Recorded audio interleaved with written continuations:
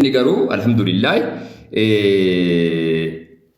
Haydar Rabbii bilisummaa qeeqaa jirta moo deeggaraa jirta naaf himi dafii amma Haydar Rabbii bilisummaa nan qeeqaa jira tarii Jawaariin siif qeequun akka beektee Rabbii qeequu sitti fakkaachuu danda'a. Am personally nan qeeqaa jira. I have a full right. Who is Jawar? You are a person, right? Nama dhuunfaa tokko bar rakkoon keessan guddaanii wallahi akka horii wayiitti jiraatu natti fakkaata gariin keessan. Shuu haadha Jawaar minuu Abii minuu ilma namaa sodaatinaa itti cabsi bakka sitti hin fakkaannetti mormii. Shuu haadha kalaam. Rakkoon keessan bar yeroo qaama isin deeggartanu qaama isin jaallatanu wayi namni mormu dimokiraasii jettu mootummaan abbaa irreeti jettu isinuu abbaa irreeti ofii keessaniif abbaa irree taatanii jirtu.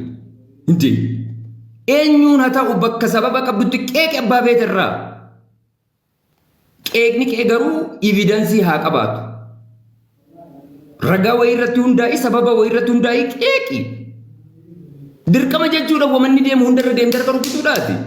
Acabcaabii shaala kalaam soo jechuudha Jawaar jechuudha erga reeffa koo malee biyya kanaa hin ba'u jedheeti rakkoo biyya kana keessatti mudatu hunda isaatu mogga taa'ee biyya keenyaa taa'aa jira.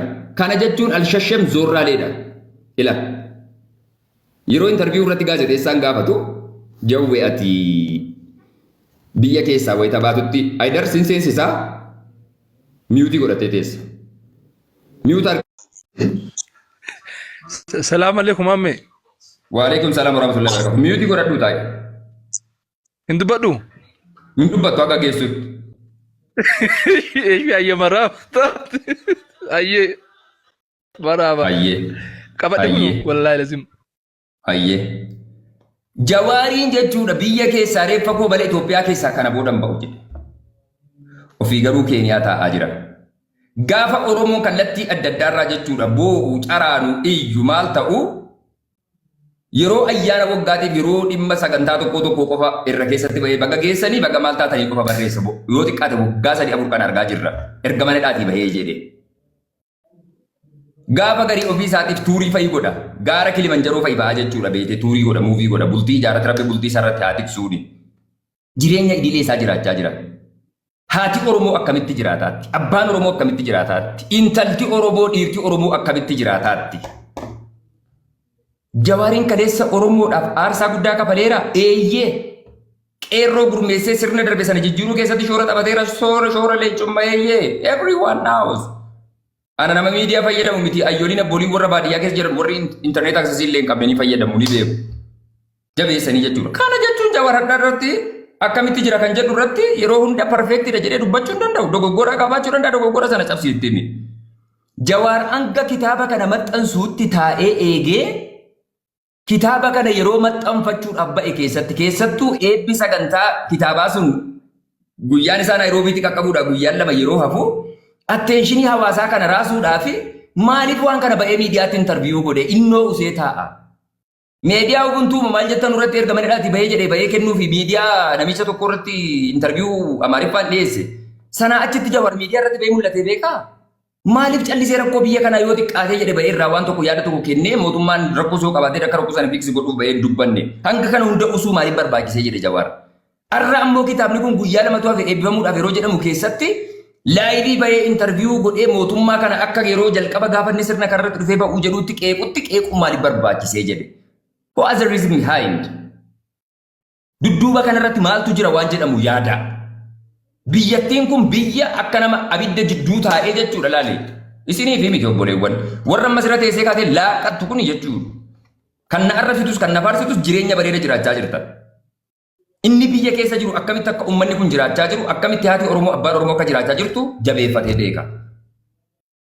Oromoon biyya keessa jiru wabiin isaa abiyyi isa aangoorra jirus miti.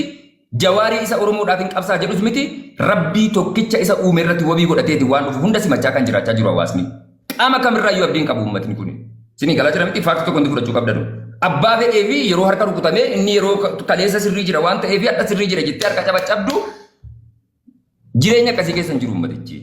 Yoo xiqqaate Jawaar yoo uummata kanaaf faayidaa buusuu dhiise usuunuu faayidaa guddaadha. Yookaan ammoo istiraateejii akkuma kaleessa qeerroo gurmeessee qabsoo tolkee uummata kana lolee lolchiisaa ture jedhe lolliyyuu lola karaa nagaati. Malee waraanaan miti Jawaar kan dursaa ture jechuudha sii galee qabsoo karaa nagayaatiin gaggeessu.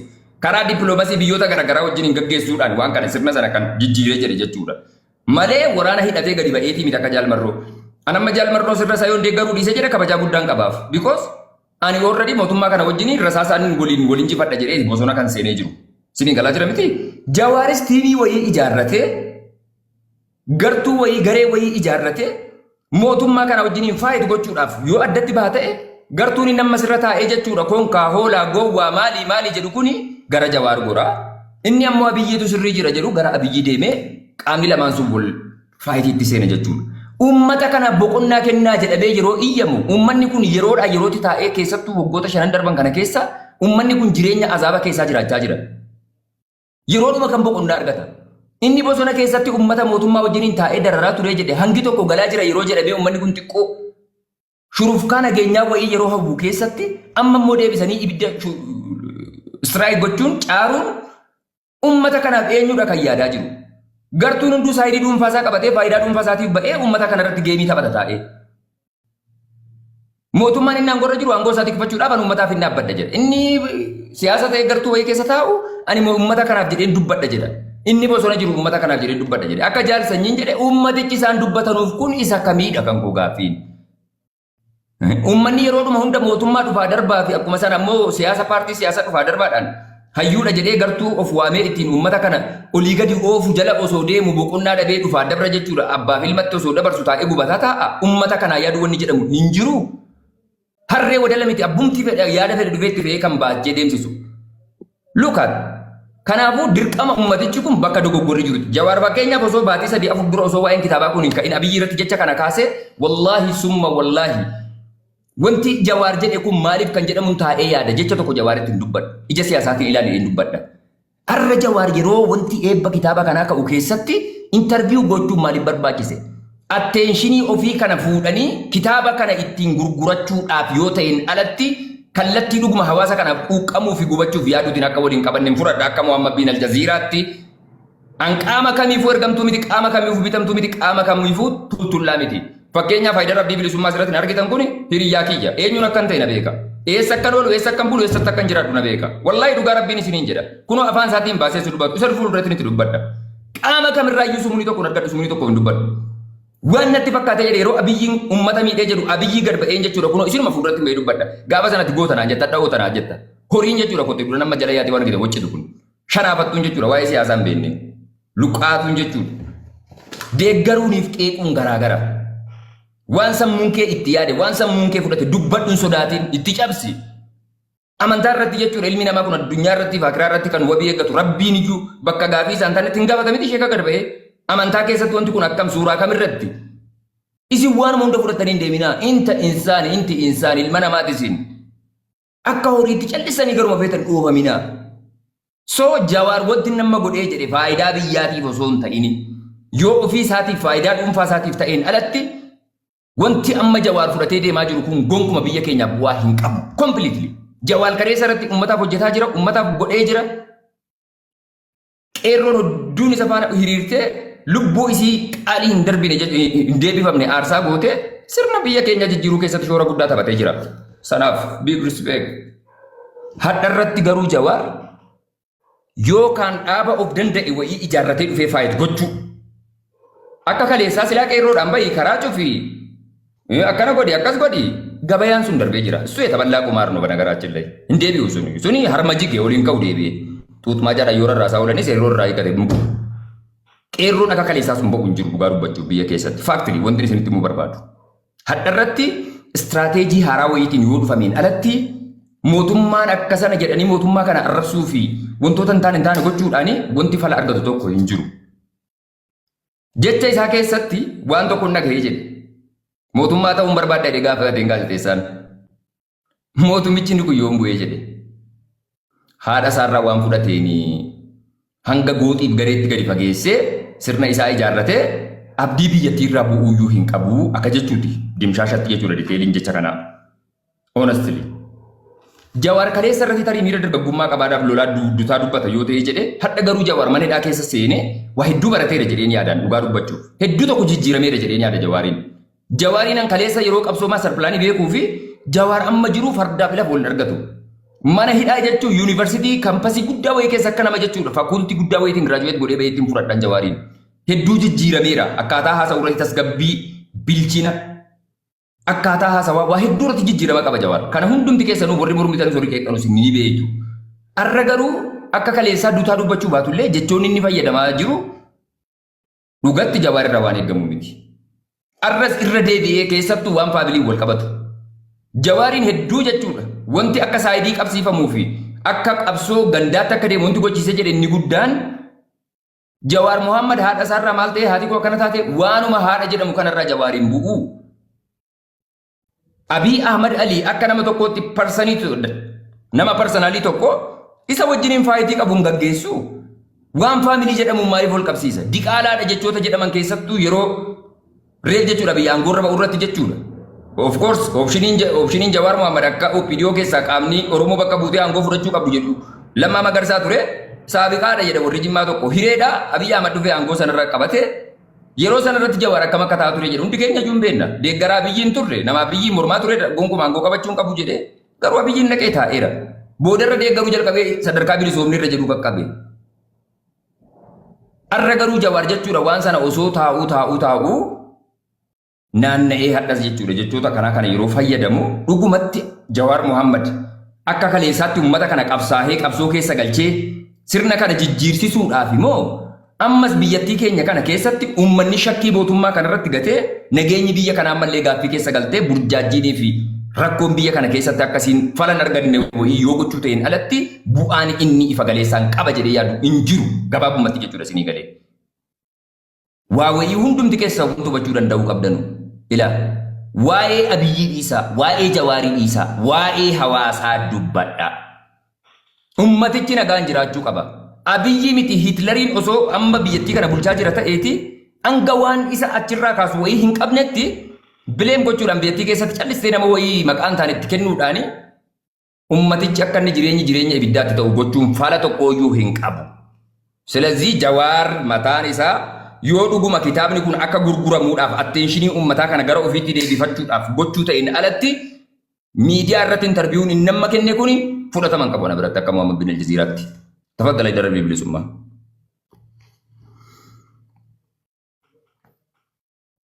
اتفوفي ميوتي راكا فردو هيدر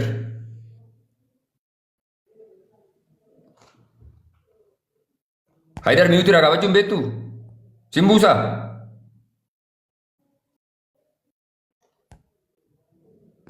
دمسي اسمام دي اساكو Isamal, badan biyya samaan no. Haidar. Mendino tara, Haidar hindu batu. I don't know. Okay, itu bufi Isako. Thank you. Cara Haidar furade yada kanke yada keti imormu mirga keti mirga nama. Warri gowwaadha naan jechaa jirtanu Abshaalom ni jechuudha. Kottaate asirratti yaada keessan ibsadhaa.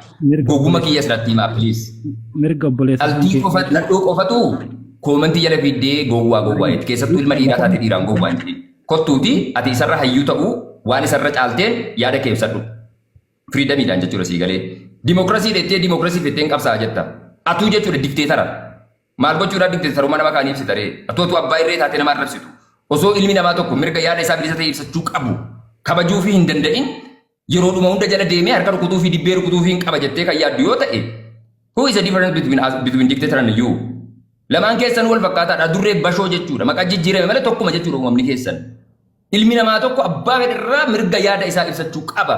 Kana baradhaa sammuu keessan qaroomsaa please. Be civilized. Nama fakkaatee kotte dura meeqatu miidiyaa kana fayyadama. Wallaahi dhugaa rabbiin isinii jedha. Kotte duudaa jechuudha baqara. Yaada kan. Itti fufi. Thank you. Obboleeyyan keenya namni yaada barbaade adeemsifachuun danda'a. Jawaar Muhammad obboleessa muhee aljadiiraati qeequu mirga qaba waan isaan taane dubbachuu mirga Tokko tokko qiblaadha jetteetti garagaltii bar qiblaadha jetteetti garagaltee salaattii bar tokko tokko wallaahi summa wallaahi taaptaap godhi qoy koomantii ni taati farda wajjin maaltu na nama jechisiisa. qeequu ni qabda mirga kan keetii kabaja garuu qeeqa kan jedhamu yaadaan mormuun ni danda'ama waan ta'eef yaada kan keetii. Sanaaf hin gastiifanii jedhe baay'isa wayii. Sanaaf hin gastii oopinii godhee jedhe abbaan fedhe yaada isaa iftoominaan taa'ee firiidamiin dubbatu taaptaap godhaa hangasitti kuma keetiin taaptaap godha. Yaadni kiyya maaliidha? Jawaar Muhammad wanni dubbatee wanni interviin inni kenne ni tureeyyu jedhee yaada.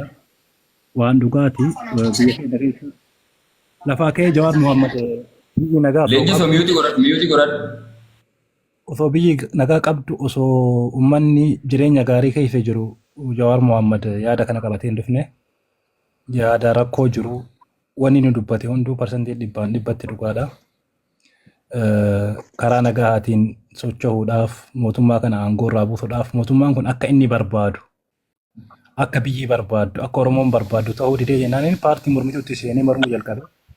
Egaa inni paartii mormituutti seenee immoo waajiroonni isaan biyya keessaa qaban hundi jalaa cufamee hidhamanii biyyarraa baqatee biyya ollaa jira warri biyya keessa jiru somaa dalaguu hin dandeenye socho'uu karaa nagaatiin qabsaa'uu waan hin dandeenyeef biyyattiinis waraana keessa jirtuuf carraa kennanii amma waraanni kun dhumataa karaa tokkotti deebi'anii eegaa turanii homaa wanni sirraa dhabamee jennaan kana caalaan eegnu waan humna keenya amma achi waan gochuu qabnu ni gubnee qabsuutti deebi'ee baga nagaa hin deebite jennaan akka nama tokkotti waa'ee wantoota dhuunfaati kakaastee waa'ee haadha isaa haasaa attaa godhaanii dhuunfaadhaan attaa godhaan keessatti hooma inni dubbate lafarraa kaasee osoo hin ta'in Abiy Ahmad mootii taatii naan jette haati biyya jedhee sirni innis adeemsisaa jiru sirna mootiiti mootummaan naannawaa humna hin qabne dhugaa biyya aangoo qabatee akka sirna yuunitariitti biyyattiin bulaa jirti. Abiyyumatu waa hundaa muree murteessaa kuwwan humna hin qabne kanumaaf fiizikaalumaaf ta'a malee naannoleen yoo dur federaalizimii qaban san hin qabani. Kanaaf rakkoonni jira. Uummanni dubbate irraa ka'ee inni saayinsicha jedhe malee dhiibbaa dhuunfaa haadha isaa irraa yookiin namoota isaa irraa qabaatee miti. Walumaa galatti wanni interviin inni godhe uuma lafarra jiruudha. Uuma biyya keessa jiruudha. Du'aatii battee urgeessaa kaasee du'aa Haacaaluu kaasee duutii battee urgeessaa uumaan raayitiidhaan bira gahamee mootummaan akka ta'e irra gahamee mana murtiitti namni dhiyeessee waa'ee sanarraa dubbatee hin jiru. Karaa nagaatiin biyya san keessatti socho'anii waan nagaa dubbachuu waan hin jirreef akka karaa nagaatti dhufan akka teessootti gad dhufan akka gattaan diktiitarummaan akka dhaabatu biyya san keessaa dhiibbaa gochuu hawaasa irratti dhiibbaa gochuu mootummaa irratti dhiibbaa gochuun uuma isarraa eeggamu osoo inni dhugumaan dhalli wajjin qeequu danda'u muhee Jawaariin kasii wajjin itti duluu danda'u biyyi nagaa taatee bakka hunda qonnaan bulaan keenya nagaa hambahee namni aaggatamee birrii gaafatamuu dhiisee namni qotatee nagaa hambaree galee Oromiyaa fi biyya ollaa keessatti illee wanni hunduu nagaa osoo ta'ee Jawaar akkanumaan maana dagattaniif as ba'ee iyyaa jiraate hundi kennaa itti dulla maal aboo biyya nagaa qabdooti maanu biyya jeeqxaa maa biyya jeeqxaan cadhiftu jenneen hunduutti dulla osoo inni callisee jiru biyya keessaa nageenyi hin jiru. Biyyi guyyarraa guyyatti ikonoomikaalii namni nagaan ba'ee galaa hin jiru waraanatu jira bakka hundaa. Kanaaf akkuma inni jedhee naannoo Finfinneetii fi Finfinnee malee kutaawwaleen Oromiyaa kun warra bakka hundaa rakkoo jira. Hanguma dhiyoo kana mucaa qaxalee maal fakkaatu Jimma keessatti ajjeefame ni beeyta. Wallagga keessa rakkoo jira, Shawaa keessa rakkoo jira, Faannoon seentee haga nama gorroo bukeetti. Kutaalee Oromiyaa hunda keessatti argaagaamatu jira. Kanaaf biyyi nagaa haasoo taatee Jawaar ka jeequuti maal ta'ee jeeqa jennaani. Wooma jiru dubbatee dhugaa jirtu dubbatee kanuma jechuuf yaada seetti. Ayyee daqiiqaa muraasa yaada keessa jiru carraan siif kenna gaafii si gaafadha. Jawaar yeroo dhuma dubbachuu qabutti dubbatee kanaayyuu hin barfatee jette. Dubbii kiyya jalqaba irraa kaatee dhagaa jirte yoo ta'e isaa koo naman miidiyaa kanarratti waggaa dheeraa wajjiniin dabarsee jedhe waan ta'eef eenyuun akkan ta'e jabeessitee na beekta. Atis eenyuun akka taate jabeesseen si beeka. Paazitiivlii qaama feete deeggartullee dhugaa nama sanii kireeditii nama sanaa naman haalli akkan taate sin beeka. Jawaariin barfateeyyuu gaafiin jette gaafii kiyyas garuu hanga kana hunda taa'ee keessattuu yeroo jechuudha faannoon uummata keenya qalte jedhamu salaalee kana fa'i keessatti ajandaan tibba sana darbaa ture jedhe ajandaa guddaadha baay'ee tokko miidiyaa kanan garaasuutti jechuudha si galee yeroo sana keessa Jawaar miidiyaa irratti barreessuu qofa osoo hin taane sagalee isaa uummanni kun dhaga'uu barbaaduun gadi ba'ee waa wayii irra keessatti osoo dubbateera ta'eeti miira uummanni yeroo sana keessa tureen wal qabatee jecha Jawaar Mohaammed dubbate wal qabatee mootummaan kunis hanga tokko jechuudha ofitti xiyyeeffannoo kennee jijjiiramoo akka biyyattii kanaa fiduu bu'aa akka qabu nan beeka. Jawaar Mohaammed tibba kana waan deemaa jiru atu quba qabda. Kitaaba isaa jechuudha hin gaabbu jedhu Al-Tsatsatam jedhu eebbisiisuudhaaf almost Naayiroobiitti boru natti fakkaata wanda goggoruu baadhe boru yookaan ibsa. So yeroo kana keessatti Jawaar attentionii akkanaa kana fuudhee gad ba'uun dhuguma qeeqa mootummicha irraa qabu yookaan sirna biyyicha bulchuu irraa qabu irratti xiyyeeffateeti immoo uummanni kun attentionii Jawaar Mohammeditti deebisee kitaabichumtuyyuu maal of keessatti qabateeti. Kitaabichumti Jawaar Mohaammed kun maal of keessaa qabaa jedhee uummanni kun akka yaadee vaayiraal ta'u kitaabni kun gabayaa kanaaf akka mijatuuf yoo ta'een alatti Jawaar Mohaammed dhuguma yeroon inni waan kanatti dubbachuu qabu ammaa jettee akka nama tokkotti sammuu bilisaatiin yaaddeettaadha kan koo gaaffiin. Kitaabichi kabarraahee dhumate yeroo dheeraa fudhateera. Warri namoonni koreen waa'ee kana ijoolleen Ameerikaa jirtu misoota jirtu kaleessa yoo dubbatan gurra kiyyaan dhagaye. Turee jira kitaabichi garuu dhiisaa yoo kitaabicha yeroo jalqabaatiif poost godhu Jawaar maal jedha no more wait jedha bakka amma boodan eeguu. Waan eeguu qaboon inni eegu sun maal akka ta'e beektaa nagaa eega. Sigaleemi muudii nagaa keessatti kitaaba eebbisiisuu barbaade. Kanaaf eegee biyyattiin nagaa taatee hadharra borroo wayyataa. Kitaabichi kabarreeffamee dhumateessaa mana hidhaatii bahee akkuma jedheen dhumate kitaabichi barraa'ee. Mana hidhaa keessatti barraa'ee akka mana hidhaatii bahee eebbifamuu qaba ture. Garuu biyyattiin haala keessa jirtu waan laa eegee hadharra borurra iftaa wayya jedhee kana barreessa. Okay, qabsoo kana hoo maaliidhaaf jalqabee sa'a kanatti kitaabicha gurgurachuudhaaf qabsootti deebi'ee jettee yookaan yaaddu taate no. Sigalee miti sababaan inni guyyaan inni qabsoo kanatti jalqabe guyyaa kam akka ta'e beektaa du'a battee urgeessaa irratti barreessuu jalqabe. Maal jedhee jalqabe ni yaadatta yoo ta'e umarraayitiin waa'ee battee urgeessaa barreessee akka mootummaan ajjeese murteessee jira. Maaliidhaaf dhugaa mucaa kanaa haaltanii maaliif dhoksitanii jedhee jira jalqabe. Achirra addaan kun maayee kana hunda jaluma deemee barreessaa jira. San duras ji'a takka ji'a lama ji'a sadii dura ima waa barreessa. Guyyaan barreessuu baatus. Kanaaf obboleessoo wanni dhugaa dubbachuu jirru maaliidhaa? Jawaar Mohaammed biyya kana keessa jiraatee addunyaa kana gubbaarra jiraatee nama kitaabni isaa dhaadheffamee fi promoot godhee mastaawoqaa dalagatee gurguratu miti. Isa mataa isaa osoo kitaaba osoo hin fidin nu Awurooppaa keessa gideen dhufe hundaa'u kafallee seennee ilaalla waan inni haasoo dhageeffanna kafallee balbalarra kafallee ni jaalannaan. Amma osoo magaalaa kana keessa jiraatee bakka kanaa jiraa isaa qoonaan jedhe itti qoonni waa kaasa'uu dhaqee kafalee ilaalaan. Oromoon martu hedduun akkas hin jaalattiin nama gaariidha. Smartii. Sumbar xiinxalaa siyaasaa akka Jawaariitii miti dhaggeeffatu. Xiinxalaa siyaasaa akka Jawaariitii miti attentionii kiyya akka roongiitti nu banne. Artiistii iyyuu warra sirbu bakka jari jirutti wal caccabsee dhaqee suuraa wajjin ka'uudhaaf arguudhaaf maallaqa kafalee gara namni suni waan isna big deal. Wanti inni hojjete sun irratti hundaa'ameeti malee jaalalumaaf yoonni irraa maddee wayitiin yookaan jaalalama isaaniif qabduuf itti deemta maal ta'u jaalalli beeytee akka jaalatan. Maaliif kitaaba kan hagammaa tursiise? Maaliif hagammaa dhokse? Kitaaba maa tursiisee miti. Kitaaba maa tursiisee miti. Interview Jawaar amma dura jechuudha hin kennu yoo xiqqaate erga buntu namicha afaan Amaariffaatiin akkoo Abbaba Gidee moo'injuudha. Sorry. Namicha interview isa godhe sana jechuudha. Almost baatii 7-8 taa'ee hundi goggoruu baadde na sirreessa. Namicha sana hojii erga interview godhe asitti yeroo kana keessa Oromiyaa keessa waan deemaa jiru isaa akkasumas miidiyaa irra jirtan beekta. Waan deemaa jiru jechuudha sii galee. Shurufkaa nageenyaa wayiiti biyyattiin kun jeequmsa irra turte irraa kaa'ee jechuudha. Yoo xiqqaate yeroo kana keessatti uummata kana waan faayidaa buusuu fi danda'u yoo hin hojjenne akkuma ergasii usee jirutti usee kitaabicha kana yoo gurguree uummanni kun yaada isaa kitaabicha irraa yoo dubbisee hubate hoo yaada akkanaa dhufee miidiyaa irratti kennuu caalatti akka dhuunfaa gootitti gaafii gooti kuni. Kana deebiin yoom si gala beektaa? Gaafa kitaaba dubbise si gala. Kitaabichi mataan isaatu kitaaba qabsoo sochoosuudha. Kanaaf dursee kitaabni mataan isaa yoo dubbiste kitaabicha akka hin shakketti jechuudha. Haasaa isaa irraallee akka hubadhetti waa baay'ee of keessaa qaba. Kitaaba kana duraan yoo gadhiisee jiraate kana caalaa biyyi jeeqamti rakkoo baay'ee dhufuu danda'a. Neetworkiin gooti moo keessa? Ijoollee taaptaap godhaa taaptaap godhaa. Haydar Abdii bilisummaa itti fufi.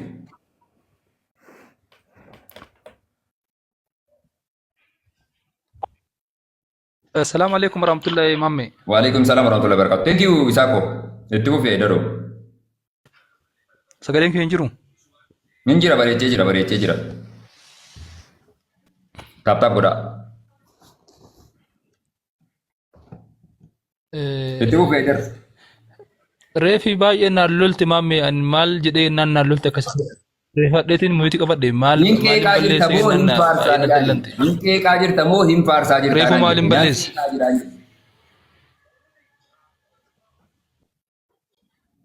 Reefi maal Haidar neetworkii hin qabdu. Neetworkii hin qabdu.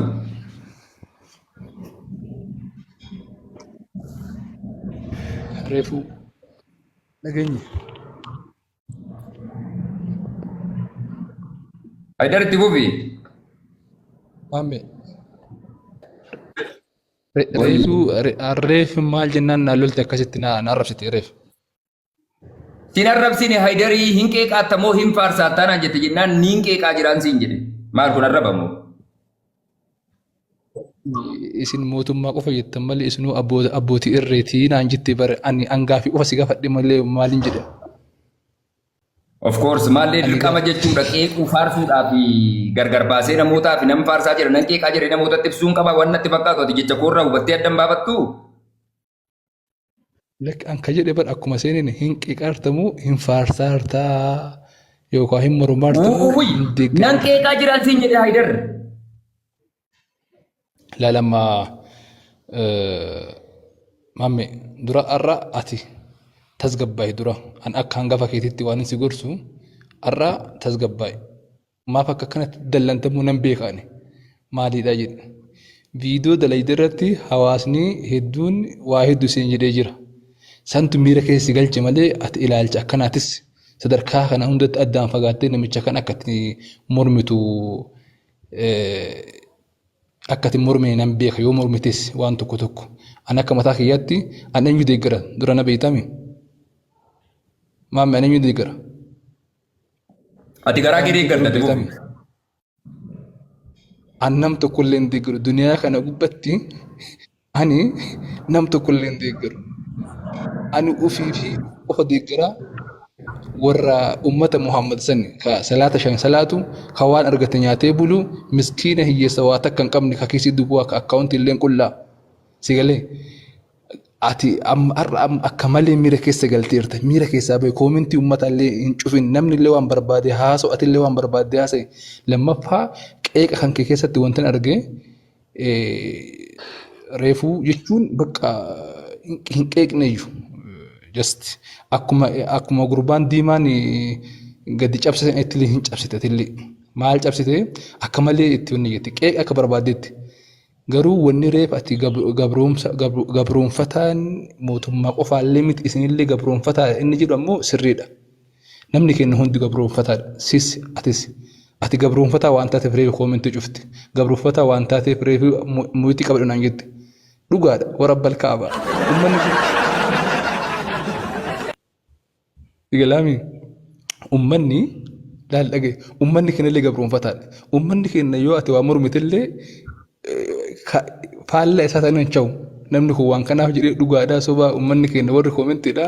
Wallaahi ummatuma biyya kanaatii kan ta'u itti cabsuu qofa dimokiraasiin beeku ummanni keenya inkaabilaa.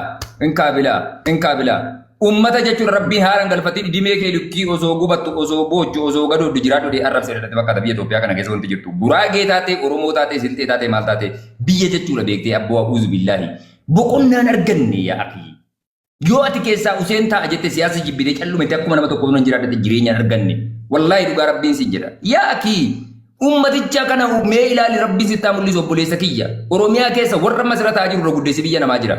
Informationii biyya kanaa callisee bilbilaan dhaggeeffachuu malee keessa deemee jireenya uummanni kun jiraachaa jiru quban qabu. Inni qabeenya qabu jireenya jeennataa jiraataa jira obboleessa koo. Nagaadhaan mana bareeda ijaarratee keessa taa'ee konkolaataa bareedaan zoorri jedhee fataa biroo jedhu na'u.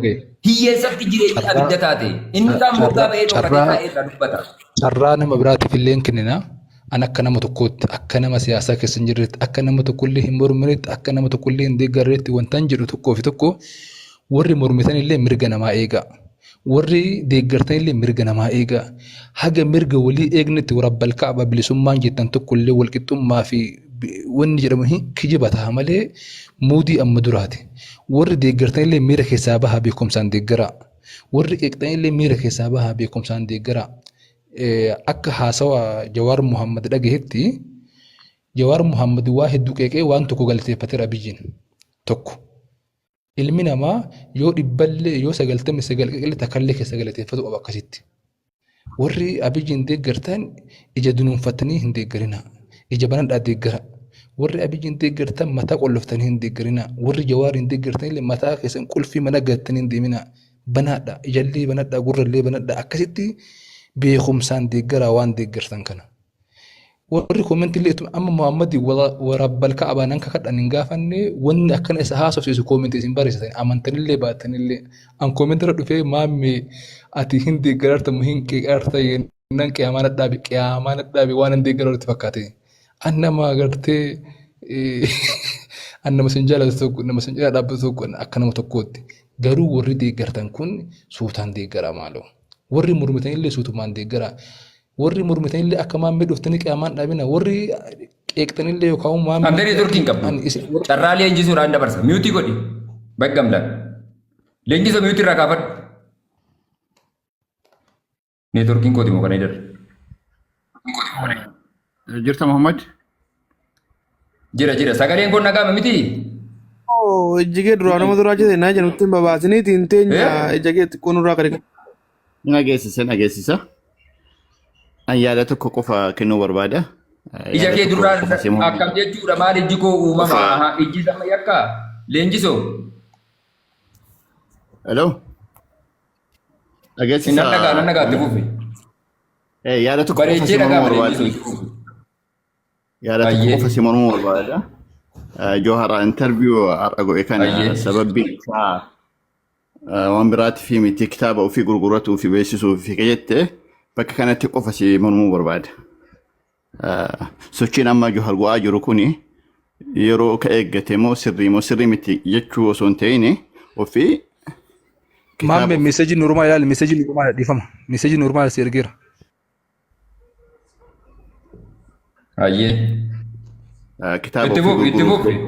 Kitaaba ofii beeksisuuf jecha sochii akkanaa kana socho'aa jira jechuun sirrii natti hin fakkaatu. Neetworkiin na jira boqonnaa mana hunda ciiccinaa jira jedhana. Sagaleen kee adda ciiccinaa jira leenjisoo. Dhiifamu leenjisoo. Amma geessisa. Amma nageessa. Ijoollee neetworkiin ana bira moo isa bira? Yeroo tokko odeensi keetii. Maal ta'e Qaqqabee gasidiisaa jira. Keessan lamanuun nagaarraan kootee hin beeku malee yeroo tokko qaqqabaa namamme. Koo yeroo tokko naamsaayyee. Yeroo tokko si qaqqabees deebisisi. Amma nageessisa. Itti fufi leenjisaati. Itti fufi. Ijoolleen jimmaa taaptaappii kun halluu eenyutu itti fufi? Wanni jechuu barbaade maal inni kitaabni amma Jawhar baasaa jirullee sochiin har'aa sooshaal miidiyaa irra dhageessaa jirullee kun hundi taargeetiin isaa tokko jee yaadaan bakka onnoon isaa taargeetiin isaa hunduyyuu tokko Jawhar yeroo dheeraaf cal'ise yeroo dheeraaf obsaan wanna biyya keessatti deemaa jiru haala adda addaan osoo hordofu amma haalli biyyi itti deemaa jirtu xiqqoo yaachisaa wanna ta'eef jecha haala haarawaan karoora haarawaa kawaateetiniin qabsootti gabbaa jira. Kanaafuu kitaabni inni baasaa jirullee sochiin inni samuuna sooshaal miidiyaa irratti socho'aa jirullee interviewun kennellee taargeetiin isaa tokko jee yaada. Tokkoof interviewun kitaaba gurguratu osoo hin ta'in kitaabni isaan akka barbaadetti gurguratuu danda'a. Jawhar jechuun namni hunduyyuu maal je'eetiniin maal dubbate je'eetiniin namni hundi attentionii kennee fi eegaa jiru. Interviewun har'a inni godhu kuni wanni eda'uuf hin jiru. Kitaaba isaa gurgurtaa kitaaba isaati irratti wanni eda'uuf hin jiru. Ofii hunduyyuu sochiin inni samuuna socho'aa jiru hundi taargeetiin isaa tokko je'ee yaada. Sochiin amma ta'aa jiru kuni sirrii moo sirrii miti? Adeemsi ka yeroo eeggate moo ka yeroo eeggate miti? Wanni jedhamu laalamuu ni danda'a, mormamuu ni danda'a. Ofii akka ilaalcha kiyya irratti kitaabaaf jecha interview har'aa kana kenne jechuun dogongora jedhee yaada. Haganuma jedhee irraa bu'uu barbaada. Ayyee gaafii tokko itti si qaban adeemtaa? Ayyee. Jawaar Muhammad yeroo kana keessa interviyuu kana gochuun hawaasa Oromootiif waa'ee Oromooti kan dubbachaa jiru waa'ee parsanal nama tokko waa'ee Jawaarii miti. Hawaasa Oromootiif barbaachisaa moo barbaachisaa miti itti yaadda yeroo kana keessatti siyaasa biyya keenyaatiif. Gama adda addaatti ilaaluu ni danda'a waan kana. Akka haalli amma biyya keessa jirtu yoo yaadnu akkuma akka hawaasa Oromoo qofa osoo hin ta'in barbaachisaa jedhee yaadaan. Maaliif jennaani xiqqoo haalli biyyi keessa jirtu haala sodaachisaa quba qabda nurra ati mungkin kaluu jirta quba qabda wanni biyyi keessa jirtu haala nageenya haala jiru quba qabda. Kanaafuu akeekachisni inni kennaa jiru kuni uummatalleef mootummalleef barbaachisaa jedhee yaada. Mootummalleen akka of laaluu danda'u akka keessa ofii of gamaggamuu danda'an uummanni illee immoo wanna kana niqaatiin akka ilaalanii hordofaniitiniin dhiibbaa adda addaa mootummaa irratti geessaniitiniin karatti deebisuu danda'anii fi barbaachisaa jedhee yaada. Qeeqa yookaan mormii Jawaartu mootummaa kana daandiitti deebisettee yaaddaatamu. Qeeqa Jawaar qofa osoo hin ta'in dhiibban uummanni go'uu fi dhiibban namoonni akka Jawaarillee namoonni adda adda illee go'an deebisuu qaba jedhee yaada. Hin deebi'ee osoo hin ta'in deebisuu qaba jedheetiin yaada. Mootummaan hin dhagayaa gurra hin kennaaf hin kennuuf waan biraati. Dhagayeettiin karatti deebi'an waan biraati. Ofii deebisuu qaba jedheetiin yaada. Yoo biyyi tun nagaa karatti akka galatoom leenjisoo kee ulfaadha. Itti aansuudhaan Dr. Atinaan itti fufi miyuuti irraa kaafadhu. Assalamu alaikum warahmatullahi wabarakatuh. Waalaikum salaam warahmatullah. Carraan kennu kan keetiif galatoomi. Maamman Ajjisiira tokkoof miira keessaa bahee namni waa qeequu fi namni waa deeggaru tokko ofis eeggataa sabas eeggataa waa dalagaa jechuu sirriitti miira keessa irratti obboleessa kiyya. Jawaar dogongora dalagee haadha Abiyyi arrabsee jirtu jette gajjabeessite. Haadha Jawaar haadha Abiyyi Jawaar waan arrabse hin qabu. Tarsiimoo hime malee huma kalee Abiyyiin dubbate eebjuu haadha isaa hime malee waan hadha lafaa ka'ee Jawaar arrabsee hin jiru jechuudha. Dhugaa irra ijjattanii dhara deeggaruu hin deebina. Bara Abiyyi kana keessatti. Haati Jawaar maal jettu? Jala dubbii afaan keessa nama hin deebi'e. Mana murtiitii miti. Mana murtiitii miti. Olga mirga gaafii naa kennite. Gaafii qaxxaamura. Jawaar haati mootummaa kana jiraan turre. Dhaggeeffadhu. Abiyyi maal jedhaa ture? Abiyyi mataa ofiitiin maal dubbataa ture? Ati amma Abiyyiin deeggaruu jirta boo Jawaariin qeequtti jirta. Dhaggeeffadhu. Bara Abiyyi kana keessa mormi nurraa qalameet mukatti fannifamneet basma'aam jennee qalamneet haati teenya bakka dhaabatu dhabdee abbaan keenya bakka dhaabatu dhabeet saamunaa takkatti birri dhibbaan bitatee ilmi namaa fayyada. Garbuu Alkaashaa. Tama doktora.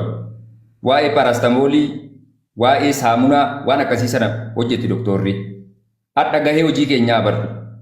Dhiifama wajjiniin callisaniin taarika boo'uu yookaan waan darbe ina odeessuu miti isa miti furmaanni. Dogoggoraa miti fala kan argatu. Sirratti akkana taane akkas taane hullee jechuudha Alkaashaa tuuliddi. Bo'aa taa'uu miti. Amma kana asirratti gabaabsaadhuma faaktilii waan jirtu irra dubbadha. Afarsaa miyuuti irraa kaafadhu. Ana kan dura dhufe maamme ana daqiiqaa lama nuuf kenni. Sorry. Akmal. Sorry afarsaa. Si dursa waan ta'eef Akmal. Itti fufi Akmal. Angosuma lama sadiin dubbadhee bu'aa. Egaan akkuma beekamu amma namoonni baay'een jechi Jawaar dubbatte ummataafis mootummaafis bareedaadha jedhaaru. Ani immoo akka yaada kiyyaatti jechi Jawaar Mahammad dubbate ummataaf illee wanti bareedu hin jiru mootummaaf illee wanti bareedu hin jiru. Tokkoffaa irratti ummanni Jawaar akka inni jechaa jiru akkaataa itti qeerroon illee lola labsee ummanni illee lola labsee mootummaatti duuluudha akka inni itti dubbataa jiru. Ummanni keenya immoo jaallatus tumamus jibbamus maal ta'us nagaadhumaan galee sagalee qabaddu oloode. Sagalee qabaddu dhiifama wajjin. Ummanni keenya kan inni jaallatu nagaadhumaan nagaalumaan galuudha. Inni lammaffaa immoo akka inni dubbatetti mootummaan kan inni bulchaaru Finfinnee qofaa jedhe. Mootummaan kan inni bulchaaru Finfinnee qofa osoo hin taane humnaan isa bulchuu, dimokiraasiin isa bulchuu Itoophiyaa fayyaa bulchaara Finfinnee qofa bulchaa hin jiru. Amma fakkeenyaaf gandoonni lolli keessatti deemu lama qofa irra caalaan Wallaggumaaf Shawaa kana keessatti lolli deema. Garuu akka Jawaar jedhetti mootummaan kan inni bulchaaru Finfinnee qofa. Kan mootummaa jala parsantiin 75 uummanni mootummaa jala bulaa hin jiru jedhe. Kun soba dhugumaan dhugaatti yoo ta'e parsantii 35 qofa bulchaara mootummaan. Fakkeenyaaf waraana bilisummaa Oromoo kan inni qabatee jiru godina osoo hin taane aanaa tokko ganda tokko irra faannollee yoo ta'e bakka hunda osoo hin taane gandoota adda addaa irra qabatee bulchaara. Uummanni parsantii 100 keessaa akka yaada wallaalummaa kiyyaatti parsantii 100 keessaa 90 mootummaa orma jala bulaara. Humnaanis haa ta'u dimokiraasiinis haa ta'u. Kanaaf jennaan dhugaa dubbachuuf Jawaar kanaan dura inni Oromoodhaa godheera akka siyaasaatti. Akkuma nu feesbuukaan qabsaa'e malee wanti inni illee dhaqee bosona seenee qawweedhaan qabsaa'e hin jiru.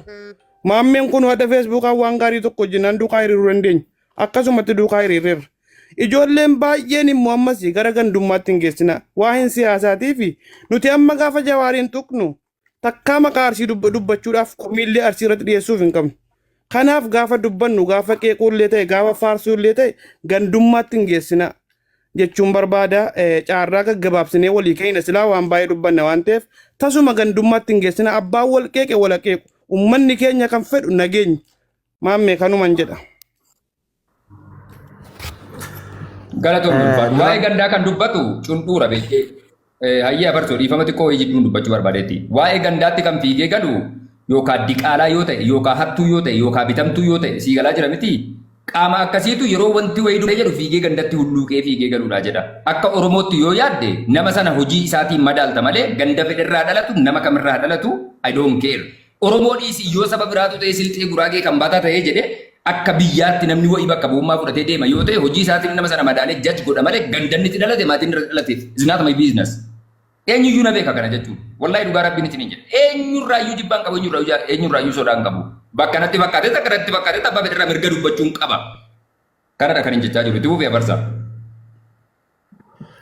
Duraan dursee hawaasni asirra jirtanii fi hawaasni jala kana jirtanillee assalaamu alaikum jennee irraa yoo xinna dogongorreen dhiifama nu godhaa jecha.